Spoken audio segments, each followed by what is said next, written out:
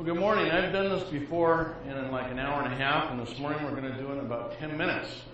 So we'll see what happens. We're just going to go for it. This morning I'm going to talk about engine diagnosis and check engine lights, particularly like an O2 sensor code, which is one of the more common codes.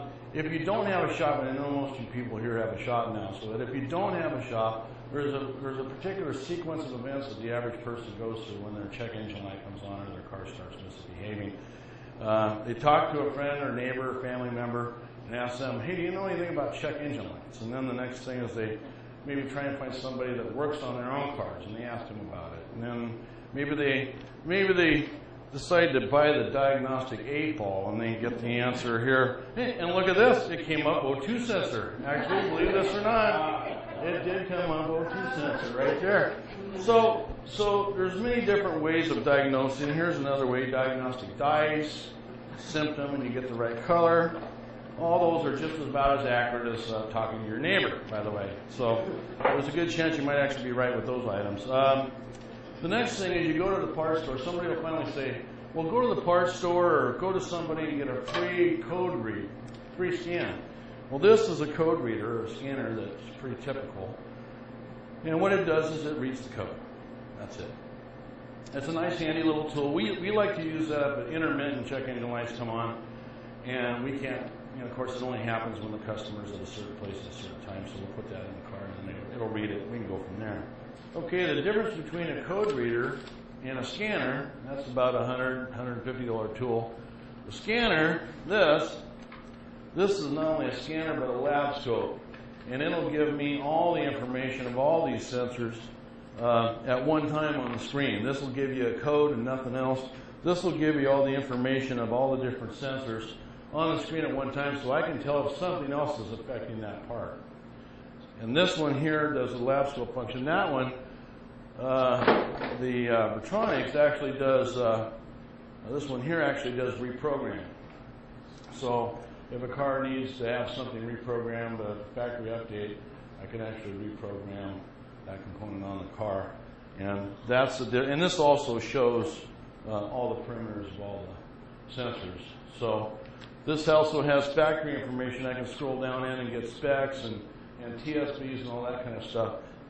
These two are about $16,000, $17,000 for these two scanners versus the $100 code reader that you get for free. So just consider the value of what you're getting. Then finally, they might talk to a technician, or actually talk to a shop, and then finally go to the shop. And I know this because I get the phone calls in the business and over the years and see a pattern. So people spend a lot of time going through this process. So let's talk about some of the different things that can cause this.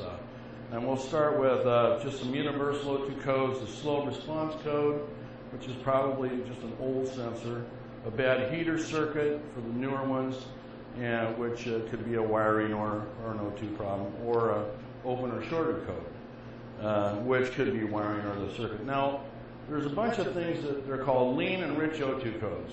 So we can kind of hit on some things real quick. Here, of course, you see is the wiring harness of a 90s vehicle. You got your ECM and your transmission controller, and then right there's your injectors and your harness for your injectors and your throttle position and map sensors and MAV sensor, and there's your O2 sensor right there, and there's a coolant temp fan switch right there, some vacuum solenoids right there. So you can see those are kind of, and then you can look at all those different connectors heading up into your control, into your ECM. All that harness running all around and back and down. And every place there's a connector, there is a place for trouble, and that can cause codes. So let's just, I stole this from my technician this morning on my way out the door. And so I'm sure right about now he's going, I wish he hadn't taken that because I was going to clean that and put it on the car. But let's look at some things on this that can cause, we'll start with lean O2 codes. So this is a fuel pressure regulator right here. If it gets stuck, it can cause a lean O2 code because it restricts the fuel, the amount of pressure. Another thing would be a vacuum leak.